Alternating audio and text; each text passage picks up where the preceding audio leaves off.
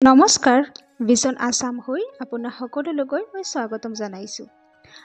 আজিৰ ভিডিঅ'টোত মই আলোচনা কৰিম 2024 চনৰ অসমৰ পৰা সাহিত্য একাডেমী বঁটা লাভ কৰা ব্যক্তিসকলৰ নাম।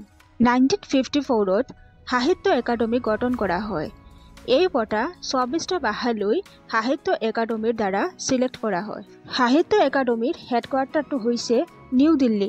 1955ত যতীন্দ্ৰনাথ দৌৰা প্ৰথম অসমীয়া গৰাকী যোনে সাহিত্য একাডেমী বঁটা লাভ কৰিছে। তেখেতৰ পয়েট্ৰি বুক বনফুলৰ কাৰণে। সাহিত্য একাডেমী যুৱ পুৰস্কাৰ 2024 বৰ্ষৰ অসমৰ 3 গৰাকী ব্যক্তি পাবলৈ সক্ষম হৈছে।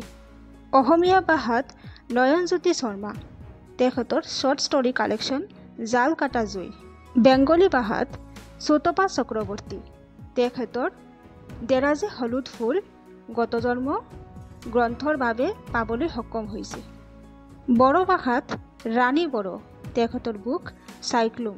সাহিত্য একাডেমী বাল সাহিত্য পুৰস্কাৰ 2024 বৰ্ষৰ অসমৰ পৰা 2জন ব্যক্তিয়ে লাভ কৰিছে।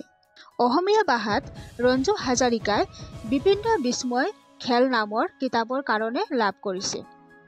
আৰু বড়ো ভাষাত ভাৰ্জিন জেকবা মাছাৰীয়ে তেখেতৰ পয়েট্ৰি বোমা বয়নিবৰ কাৰণে লাভ কৰিছে। যদি ভিডিঅ'টো ভাল লাগে তেনেহ'লে লাইক, শ্বেয়াৰ আৰু ছাবস্ক্ৰাইব কৰিবা। ধন্যবাদ।